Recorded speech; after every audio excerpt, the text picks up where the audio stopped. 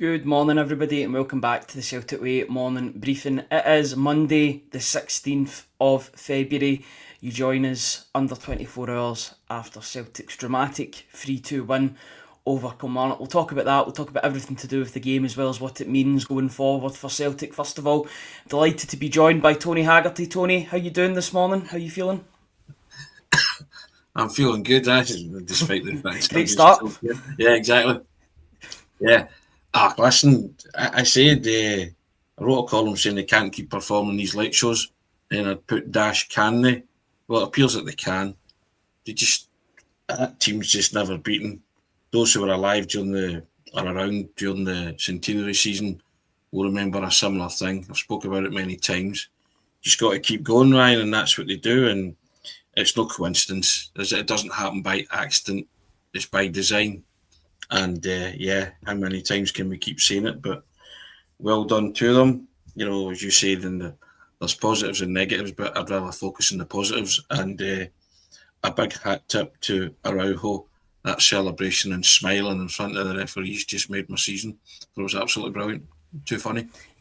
He's a guy that has certainly, and I think that's a really good place to start. I think you've got to start with Julian Araujo because of the impact that he's brought this team. He was Wilfred Nancy's only signing as Celtic manager. There's a trivia question for the coming years. Who was the only player to sign for Celtic? And during Wilfred Nancy's 33-day tenure as Celtic manager, it was Julian Araujo. And if that's a parting gift, then it's some parting gift for him to leave. Although I think that they were in negotiations for quite some time regarding Araujo even before Nancy came through the door. But he would be a player that he knew of, played for LA Galaxy, moved to Barcelona, had a loan spell at Las Palmas, moved to Bournemouth, hasn't really had a lot of game time there, a bit of injuries here or there, but he's certainly getting game time at Celtic, and my goodness, he's making up for lost time.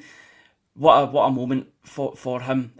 I don't know how many times I've watched those celebrations in the 97th minute.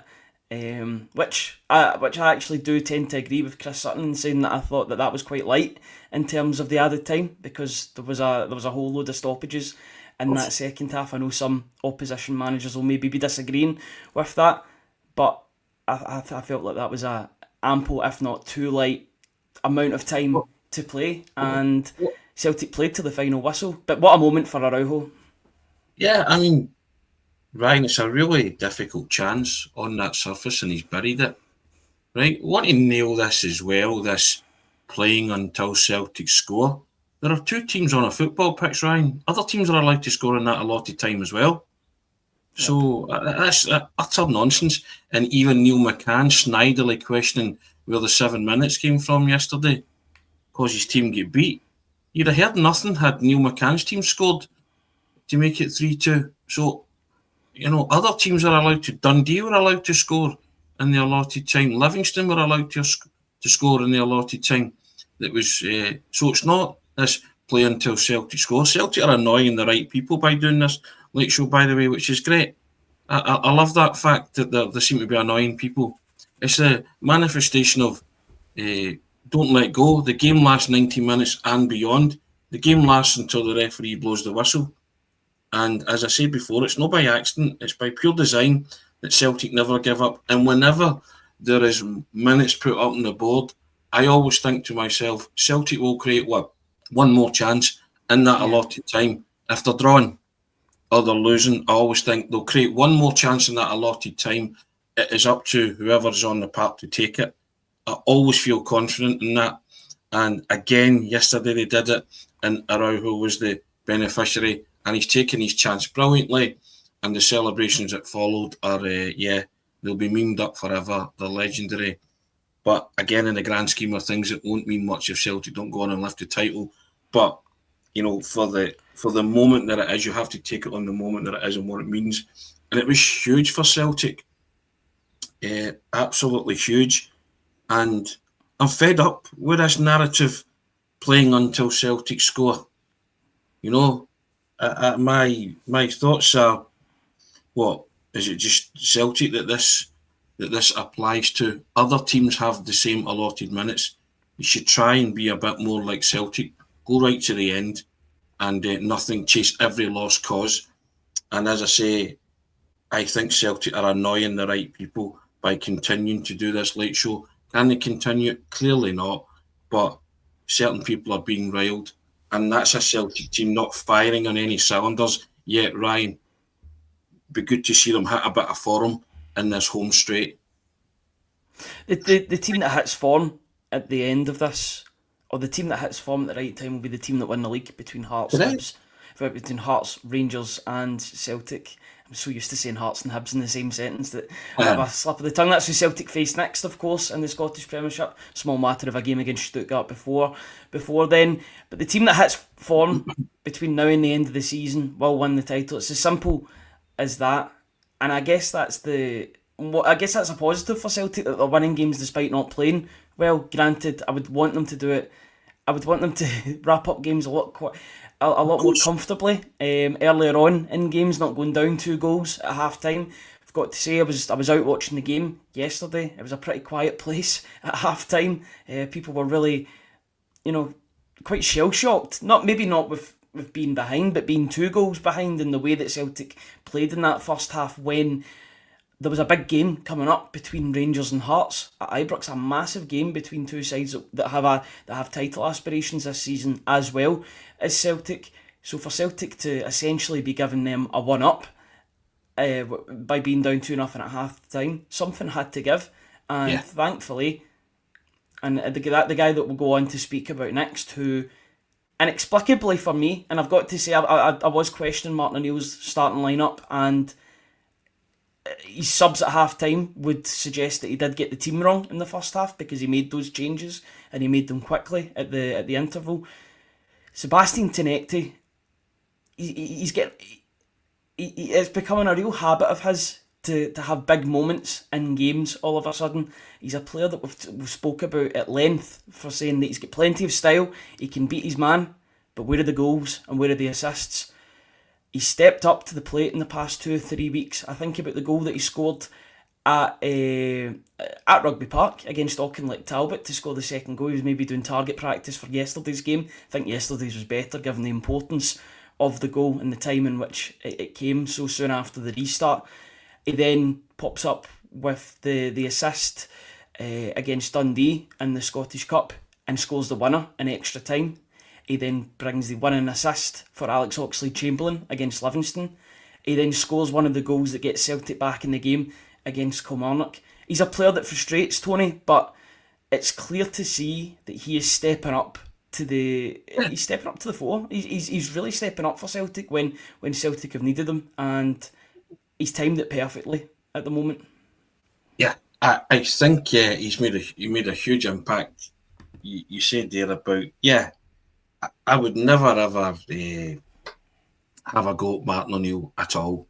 But I think everybody saw that starting 11 yesterday and sort of winced and went, not too sure about that. And subsequently, Celtic went in at half-time 2-0 trailing, but Martin O'Neill made the correct substitutions. That's who we wanted to see. And Sebastian Tounekti's contribution cannot be overlooked. It was excellent. He's starting to do that regularly now, cut inside and curl it in, which we always felt he was capable of. Hate that expression, got that in his locker.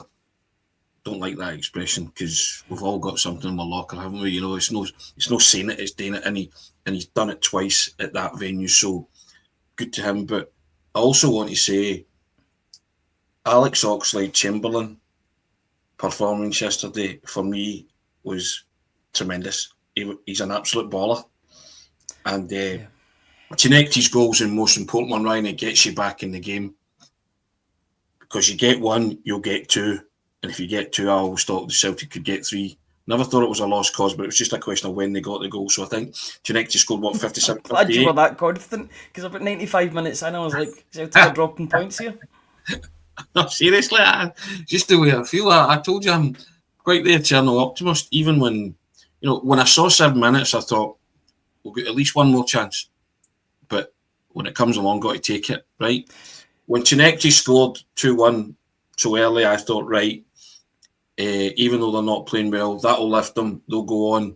They'll apply pressure, and they did. So Tounekti's part in that was great. But I the Ox was brilliant. Some of the passes he played on that surface, Ryan, it's a guy that's no fit, and he could have played in slippers. He'd strolled it when he came on, and it's no surprise that when he came on, I thought Callum McGregor's influence grew when he came on, because he had another footballer who could link the play. And I think he played one pass in particular, which was brilliant, just carved Kilmarnock open, and had it been a grass surface, whoever would have latched onto it would have ran through and scored. And, you can question the starting 11, fine. I've never ever got Martin O'Neill. He addressed it, and he addressed it in the right way. Not just one substitution, Ryan. He made three at half-time, which suggested that he needed more from Celtic in an offensive, because he felt like me, if we make these offensive changes, this game's here to be won. First half was a total write-off, and there was many culprits. The goalkeeper, he goes with the wrong hand for the second goal, in my personal opinion. Said that as soon as it went in. He goes with the wrong hand. I've watched it all there, and I've thought, wow, wrong hand. Put you behind the 8 ball. Trusty and Scales, Trusty in particular, was dreadful yesterday. Absolutely dreadful. He's got rickets in him, unfortunately. He's got a game in which it can all go to pot, unfortunately. And I think that triumvirate, Trusty, Scales and Schmeichel, I don't think any of them trusted each other. So there came a point in the second half where they weren't passing the ball back to Kasper Schmeichel to launch it upfield or start attacks. They were just hitting out of play, and just they were clearing their lines per se, but not looking for a pass because they just didn't trust themselves not to make a rickets of it on that surface. I get all that, but you've got to deal with it. So that's a negative for me about the goalkeeper. And also, Ryan, going to mention it, the handball involving Brad Lyons. How VAR doesn't get involved in that is beyond me. He does that. And you got to highlight these things when you're winning. Let me Going to go? Yeah, let me speak up on an incident as well that occurred. It's the reason why Chvancher got a yellow card. He clearly gets brought down by the defender. So it should be a foul. It probably should be a booking for the Kilmarnock defender, whose name escapes me. The same thing happens at the other end of the park, but a foul's given to Callum McGregor and a booking's given. Was it Callum McGregor? It was Callum McGregor. We won the ball. I believe it was, but Chvancher gets a yellow card for protesting, and it's just those inconsistencies that Celtic have got. Celtic and us watching the game, you've got to call out, especially when Celtic win, because, like I say, I always say it on these briefings, you'll get accused of sour grapes if you if you call them out when an adverse result goes against Celtic. But that's another person that I want to mention, because we mentioned the 3 subs, and all 3 of them made a telling impact on the game. Sebastian Tounekti got a wonderful goal to get Celtic back in the game. Oxlade-Chamberlain brought a bit of control and calmness to the midfield that just wasn't there, unfortunately, again, when Rio Hatate played, which is it was another baffling decision, in my opinion, from the manager on why he started Rio Hatate after his performance against Livingston. I guess that's because Oxlade-Chamberlain isn't fit enough to start games just yet, but surely a Paulo Bernardo or Luke McCown would have maybe been a better... I'm not one to doubt Martin O'Neill, and I don't want to doubt him, especially after the good results that he's been bringing, but I just thought that was a surprising one. But the guy that I was going to talk about, Thomas Chvancher, he plays a part in 2 of the 3 goals, and I don't think enough people are talking about his influence for the second goal either. The ball goes in, the ball gets thrown in by Arojo, it gets thrown into a dangerous area. All the Kilmarnock defenders are immediately attracted to Chvancher, who's the striker, who's leading the line for Celtic. He's an imposing guy. He puts himself about in the box.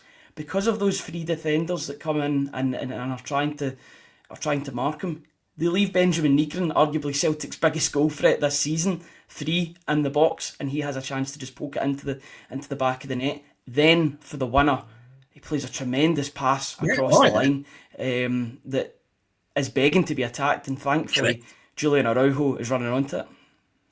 Listen, pretty pleased with the big man's contribution so far, but I did say he would delight you and frustrate you in equal measure. But it's very hard for Chvancher to play when he's been pulled. Said the other day, the old WWE tactics, and everybody's getting away with it with him. Yet the minute he does anything back, he's getting pulled up for it. You know, in the past, people would say, "Oh, he's a throwback to a good old fashioned centre forward." But he can't be a good old fashioned centre forward when he can't move. You know, He's been outlawed in the modern game, Tony. You know, and I'm trying to tell him, try to say it, not tell him per se, but say at times, got to step off defenders because they'll just haul you and they'll get away with it because they'll get that at 6 of one, half a dozen of the other, or else they see the big man kind of try to shrug somebody off and he'll get fouls given against him. So he has to be a wee bit cuter in that, a wee bit more streetwise, but that'll come. But he certainly has nuisance value, pest value, and his involvement for the second goal for Nygren, can't underestimate that, and his cutback. You can't defend that, Ryan, when somebody cuts it back It's like a that. great And somebody take as well. He takes it with his chest and turns. Yeah, you know, so I'm happy about that. Those are the kind of things that strikers need to be doing if they're not scoring. And again, I concur with that. Thought he did well when he came on, but he is this figure that's going to be targeted in terms of. I mean, he's been hauled to the ground every other time the play comes forward, and people are fouling him. They're climbing all over him, and bear hugging him and grappling him. And I think, as you say, he got booked for moaning, didn't he? And small wonder, because he's probably already annoyed with it, right? He's probably frustrated with it. Going to have to put up with it, but going to have to put yourself about a bit more, but be a bit more subtle about it and a bit more streetwise about it. That's all I would say about the big man. But I'm pleased with his contribution, I have to say, yeah. And I know he's got that in his game as well. I know he can be subtle with the way he goes about him. He is a pest, he's a nuisance. And I want him to continue to be a pest and a nuisance because in the first half of the season, Tony, with all due respect, Johnny Kenny and Aizen Maeda were not being pests or nuisances and leading the line. In fact, they were very easy to defend against, particularly in the case of Kenny. Kenny was a bit shy when it came to leading the line for Celtic, apart from a couple of games where he did well. Chvancher might not get the same goal tally in terms of what we want from a Celtic striker between now and the end of the season, but my goodness, he brings a focal point that Celtic have badly needed and somebody for Celtic to hit. I wanted Junior Adamu to start a game. Didn't really do anything of note to convince me that he should get the next game as a starter against Stuttgart. Maybe they might bring in that Bundesliga experience when leading the line, but then again, the same could be said for Chvancher because he plays for Borussia Mönchengladbach on loan. It's a good argument to have, but at the moment, in terms of the yellow jersey or the green and white jersey or whatever you want to call it, Chvancher has got to lead the line for Celtic in Europe on Thursday, you would say? Yeah, I would think that would be the case. Just depends what Celtic want from Europe, Brian. I want to see them be competitive on all fronts. Martin O'Neill might think that the league's far more important and prioritise. We'll find out with his team selection on Thursday about how serious Celtic are taking the Europa League. But yeah, I want to take it as far as we can because I just think playing against better teams, you'll raise your own game as well. So yeah, I mean, also as well, I think what yesterday showed you too, Ryan, you need to get the Celtic fans back in, don't you? That was an incredible display from them yesterday of backing the team and that celebration. You know what they bring. I don't want to get into the politics of it all or the wheres and wherefores, but get them back in for this run-in because they can alone lift that team at certain times, and they lifted that team yesterday from 2-0 down to 3-2. That's a fact. Yeah, completely agree. That'd be a real positive going forward if Celtic could welcome back the fans that have been missing for so long this season, and they are like a 12th man for Celtic. Yeah. We see the impact that those fans have on proceedings when they're brought back into the fold, so hopefully that can be the case in the very near future especially in time for this running, because it's going to be games are going to be coming in thick and fast, and Celtic need to be sufficiently backed both on the pitch and off the pitch by their supporters. So hopefully that can be the case. Listen, we've spoke a lot about the positives, Tony. There are a lot of positives that came from that game yesterday, but we need to go over the negatives too. And I know we've kind of spoke about them slightly. I know you talked about the defensive three of Austin Trusty, Kasper Schmeichel and Liam Scales. I'm looking at the goalkeeper again, especially for that second goal. I know you said he went with the wrong hand, the wrong arm. That's another mistake that could have cost Celtic. I think it's a good header by Jordan Hugo, but it's one that I would expect a keeper savable, Ryan. Yeah, it's a savable shot. That was the thing. It was like it was trickling into the back of the net. It's a savable shot. Yeah. And his distribution at times yesterday as well was, and again, I think that there was a lack of confidence in that triumvirate, that triangle, Schmeichel, Trusty and Scales. I think they lacked belief and confidence in each other, trying to keep the ball as far away from each other as possible, because I think they were scared that they would make a mistake, because our third commandment goal killed it stone dead, Ryan.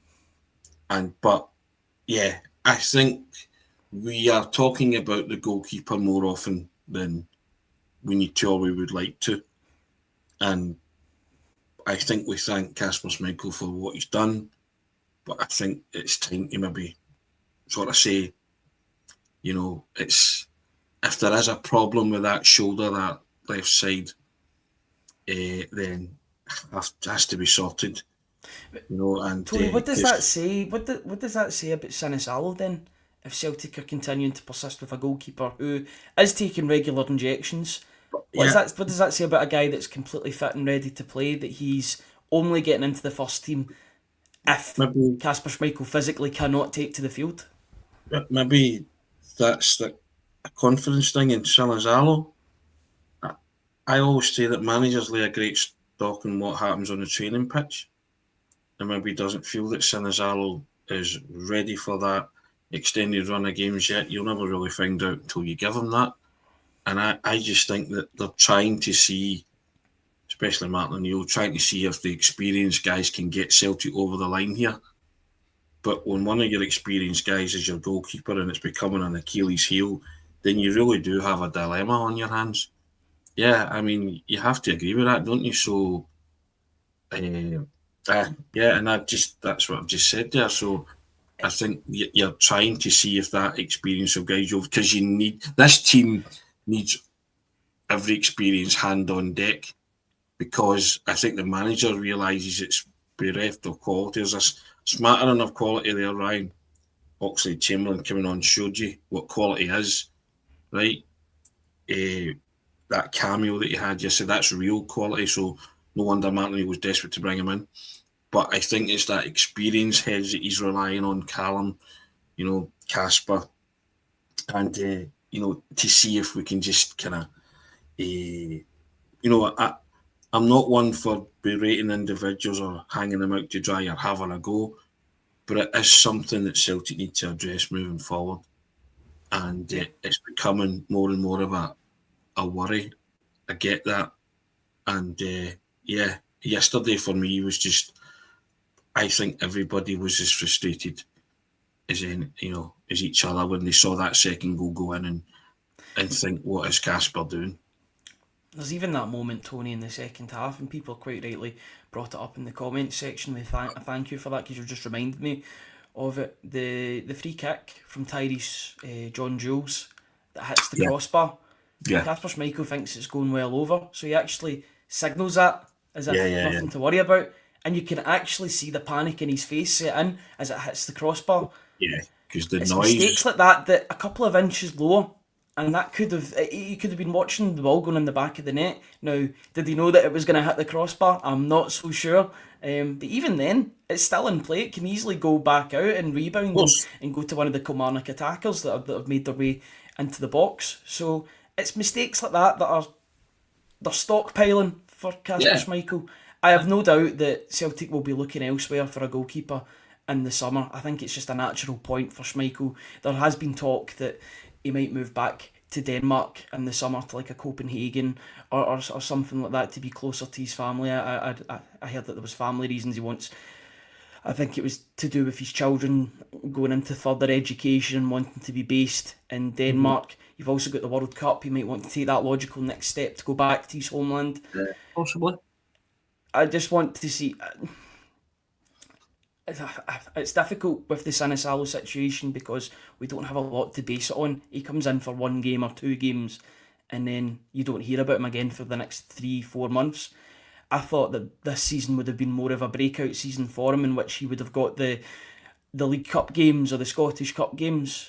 And he has got a few of them, but it's not been consistent. The only reason why he's been in the team at those points is because Kasper Schmeichel's been injured. So if he's the second choice, then he fails to convince Ryan Sinisalo when he comes in. You don't look at Sinisalo and think, right, he's the man to take us forward, or I'm going to give him that extended run of games that maybe he craves and we all want him to get. So and I know it's hard when it's stop-start like that, but again, I'm only playing devil's advocate and I'm thinking about the manager, thinking as well, I'd rather go with an experienced keeper because, the run-in's going to need experienced hands on the tiller and someone who's been through it and seen it all before. And Kasper Schmeichel has, but Celtic are susceptible now from that, vulnerable from that position. Get that? Have we got enough? And the tank to see it over the line. We'll find out, won't we? But it is a worry moving forward. And as much as Celtic won the football match yesterday, they're not a great football team.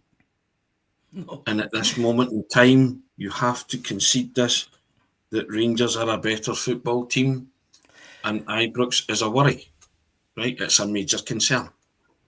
And but I don't think Rangers are a great football team. I think they might be slightly better than Celtic. It's a toss of the coin job. But, you're going to have to go to Ibrox and win, or come away unscathed and take it from there. And, can you see this particular group doing that? There's a nagging doubt there. I can always see Celtic going to Ibrox and performing, but you'd be lying if you were saying that you get full trust in this group of players going to Ibrox and getting a result based on form. Yep. You're going to Ibrox and you're hoping to get a result based on hope. You know what I mean? So that's the way I'm thinking of it just now. That's all. And I again, I speak for myself as a Celtic supporter watching on. Some people might wholeheartedly disagree with that, and that's fine. That's the prerogative. But Ibrox for me is a concern. As I say, I think Rangers are a better footballing team at the minute. I don't think they're a great team, but they're a better footballing team than Celtic at this minute in time. That's all.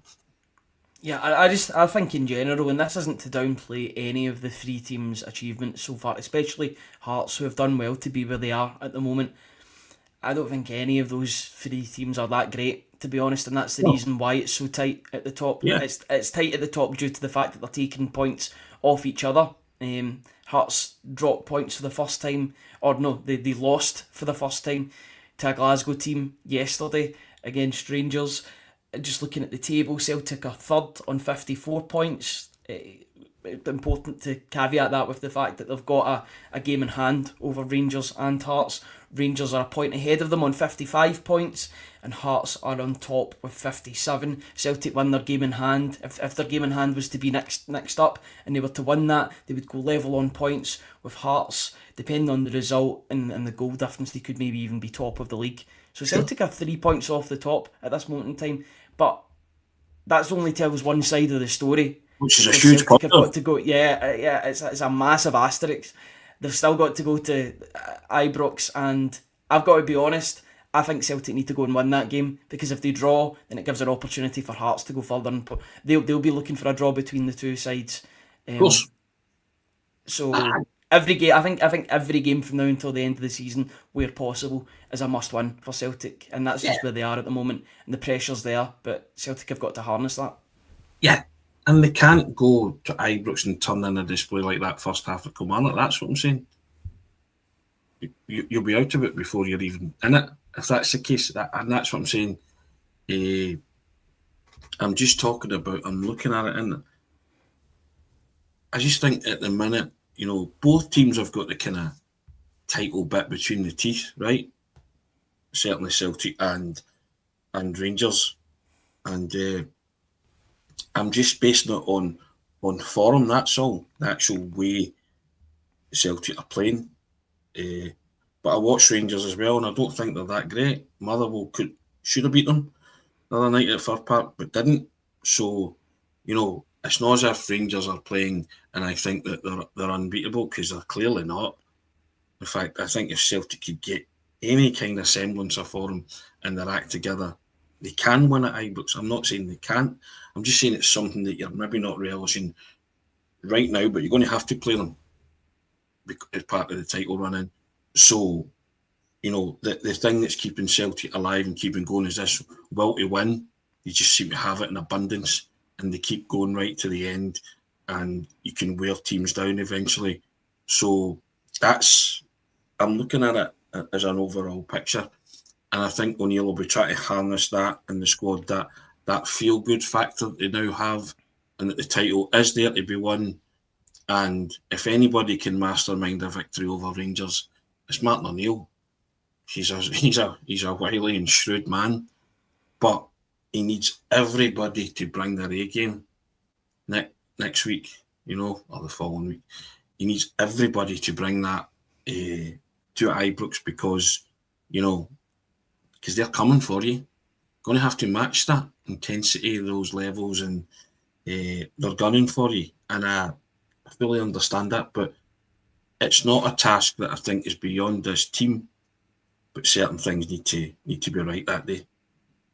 They do, yeah. And Ibrox will be rocking as it was Mm. yesterday, and quite Yeah, rightly so, because their team beat yeah, the of top team in course. the division at the moment, and that's understandable. Their club have actually came out and asked for the fans to make as much noise as possible and really rile up a bit of a frenzy.